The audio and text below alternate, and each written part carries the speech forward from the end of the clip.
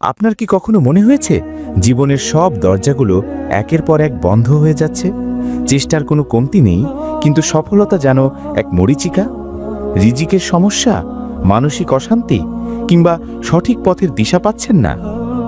যদি আপনার উত্তর হ্যাঁ হয়, তবে আজকের এই ভিডিওটি আপনার জন্যই। আজ আমরা আল্লাহ এমন একটি নাম নিয়ে কথা বলবো, যে নামটি সকল বন্ধ দরজার চাবি, সকল সমস্যার সমাধানকারী এবং চূড়ান্ত বিজয় দানকারী।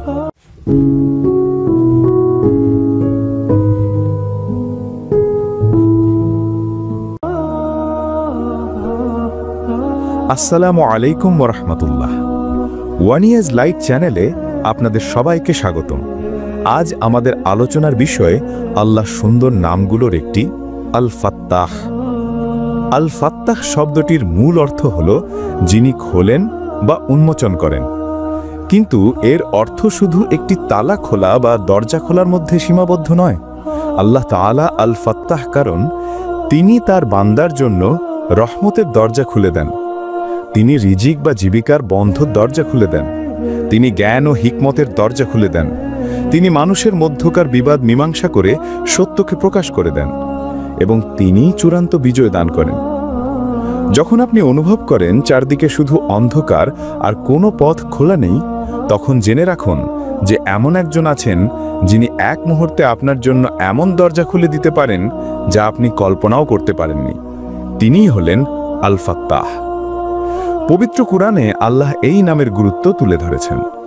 চলুন আমরা কুরআনের পাতা থেকে ঘুরে আসি। প্রথম আয়াত, আল্লাহ তাআলা বলেন, ক্বলি ইয়াজমাউ বাইনানা রব্বুনা সুম্মা ইয়াফতাহু বাইনানা বিল হক ওয়া হুয়াল ফাত্তাহুল আলিম।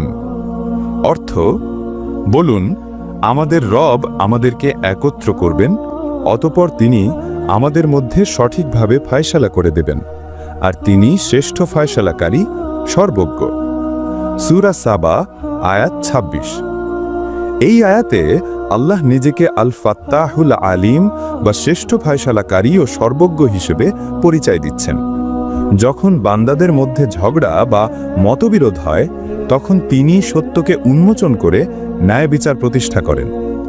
দুনিয়া ও আখেরাতে তিনিই চূড়ান্ত বিচারক। দ্বিতীয় আয়াত, আল্লাহ রহমতের দরজা কতটা প্রশস্ত তা বোঝাতে তিনি বলেন, মা ইয়াফতাহিল্লাহু লিন-নাসি মির রাহমাতিন ফালা মুমসিকা লাহা ওয়া মা ইউমসিক ফালা মুরসিলা লাহু মিন বাদিহি ওয়া হুয়াল আজিজুল হাকীম। অর্থ, আল্লাহ মানুষের জন্য যে রহমত উন্মুক্ত করে দেন তা আটকে রাখার কেউ নেই, আর তিনি যা আটকে রাখেন তারপর তা ছাড়াবারও কেউ নেই, আর তিনি মহাপরাক্রমশালী, প্রজ্ঞাময়। সূরা ফাতির আয়াত ২। সুবহানাল্লাহ। একবার ভাবুন, স্বয়ং আল্লাহ যদি আপনার জন্য তার রহমতের দরজা খুলে দেন, তাহলে পৃথিবীর কোনো শক্তি কি তা বন্ধ করতে পারবে? কখনো না। তাই আমাদের সমস্ত আশা এবং ভরসা কেবল তারই উপর হওয়া উচিত। তৃতীয় আয়াত, কিভাবে তার রহমতের দরজা খোলে? আল্লাহ বলেন, ওয়ালাউ আন্না আহলাল কুরা আমানু ওয়াত্তাকাউ লাফাতাহনা আলাইহিম বারাকাতিম মিনাস সামাই ওয়াল আরদ ওয়ালাকিন কাযযাবু ফাআখাযনাহুম বিমা কানু ইয়াকসিবুন। অর্থ, আর যদি সে জনপদগুলোর অধিবাসীরা ঈমান আনত এবং তাকওয়া বা আল্লাহ ভীতি অবলম্বন করত, তবে আমি অবশ্যই তাদের জন্য আসমান ও জমিনের বরকতসমূহ উন্মুক্ত করে দিতাম, কিন্তু তারা সত্যকে প্রত্যাখ্যান করল, সুতরাং আমি তাদের কৃতকর্মের জন্য তাদের পাকড়াও করলাম। সূরা আল আরাফ আয়াত ৯৬।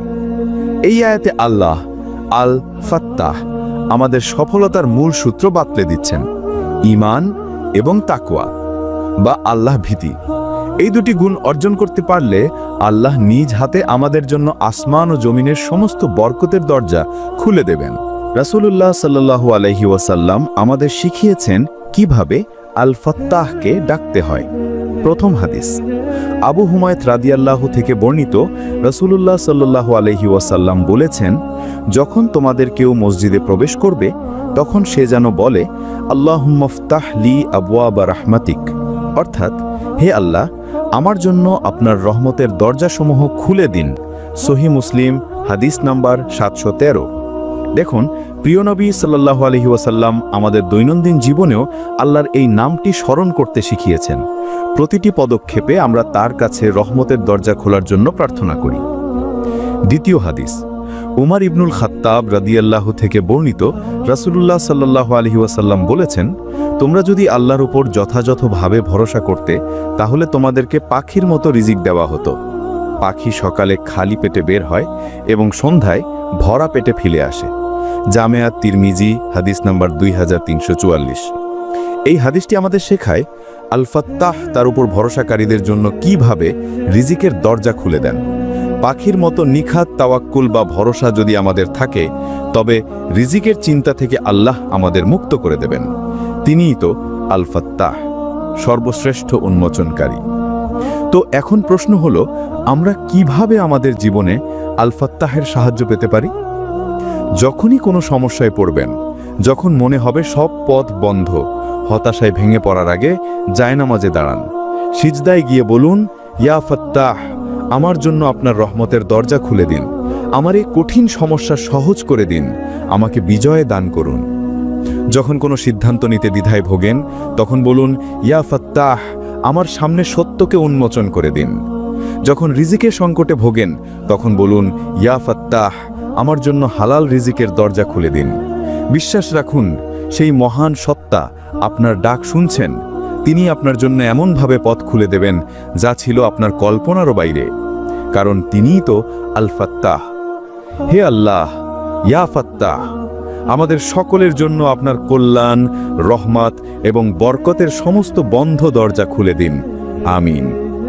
আজকের আলোচনা আপনার কেমন লাগলো তা আমাদের কমেন্ট করে জানান। ভিডিওটি ভালো লাগলে লাইক করুন এবং আপনার প্রিয়জনদের সাথে শেয়ার করুন, যেন তারাও আল্লাহর এই সুন্দর নাম সম্পর্কে জানতে পারে। ওয়ান ইয়ার্স লাইটের সাথেই থাকুন। আসসালামু আলাইকুম ওয়া রাহমাতুল্লাহ।